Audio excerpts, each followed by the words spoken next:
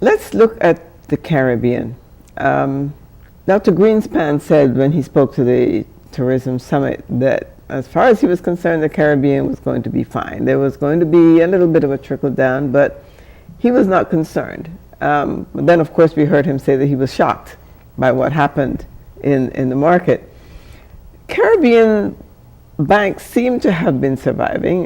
We are hearing reports that tourism is up in some areas, down in some others.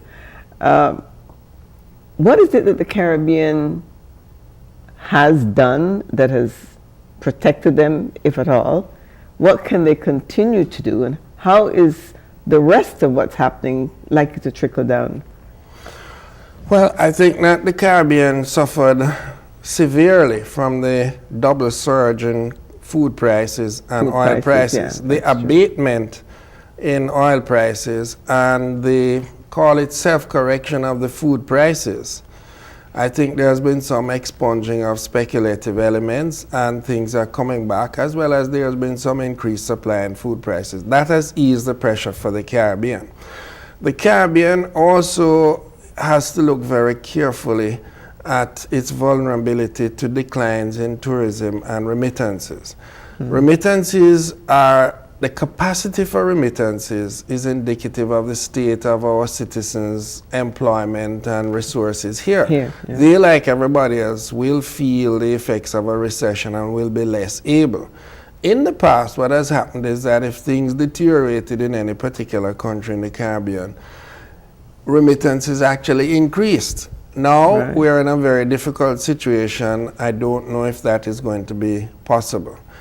In regard to tourism, there is obviously a slowdown in tourism at the global level.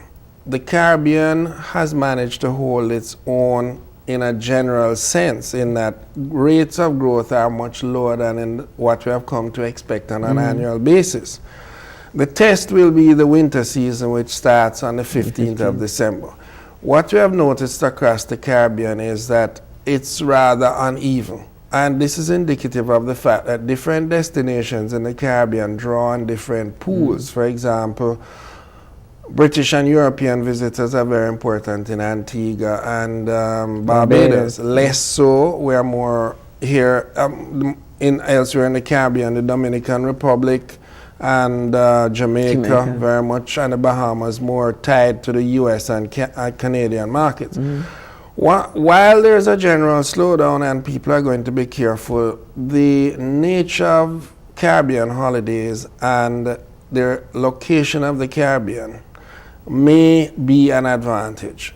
I say maybe, in the sense that Caribbean holidays are usually short, 3-4 days, and some people may still be able to do that. And in addition, if people are going to travel anywhere, they're going to look for the locations that are less expensive by virtue of proximity, lower airfares, etc. And the Caribbean comparatively will be less expensive than going to Europe, Africa, Asia, etc. It's a difficult situation, difficult to predict.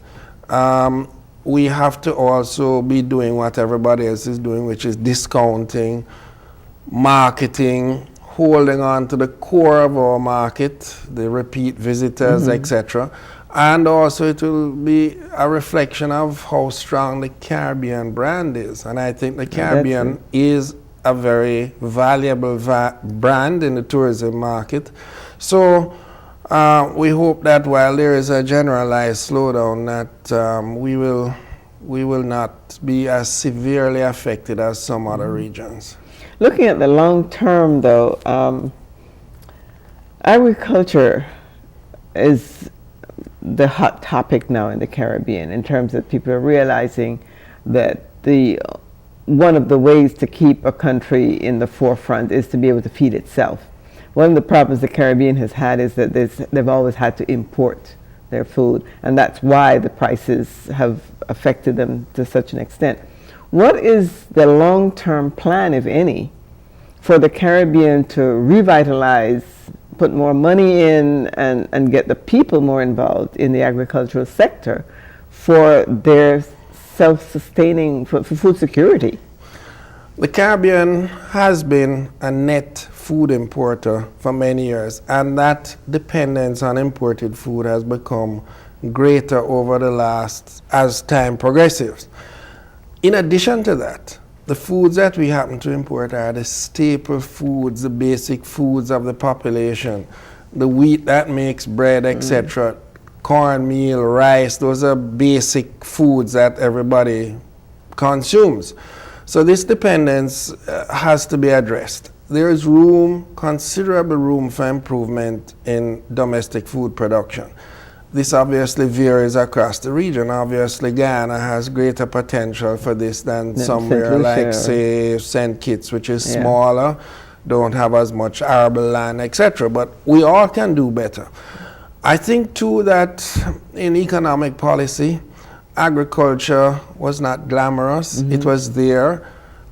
Another factor is that we paid attention primarily to the export crops of sugar, banana, rice, to the neglect of the domestic food production. Those crops got all most of the resources, the attention, etc. The best land was devoted. Now, with the shall I say, the decline of market access for bananas and sugar, I think some of those good resources will not leave agriculture, they'll go into others. In addition, food prices would have stimulated a lot of people to go into production. What needs to be done here is to encourage domestic food production by inexpensive long-term credit and loans for people to get into production, and to provide the technical assistance in the form of extension services to advise farmers on how to go about this. I believe that we will see a surge in food production, but I hope that the attention to food production is not like the attention to conservation and energy, which moves in direct relationship to the price of oil. In other words, when oil is up, everybody is conserving, getting rid of the SUVs and going into solar. And as soon as the price goes down, everybody relaxes. So I hope that as the food prices go through a sort of self-correction at the global level, that this does not cause us to divert our attention. I know that CARICOM for many years had been discussing this, and there is something called the JAGDEO plan, which is a regional plan for agriculture. I would say that that plan should now receive tremendous attention because it's a plan whose time has come.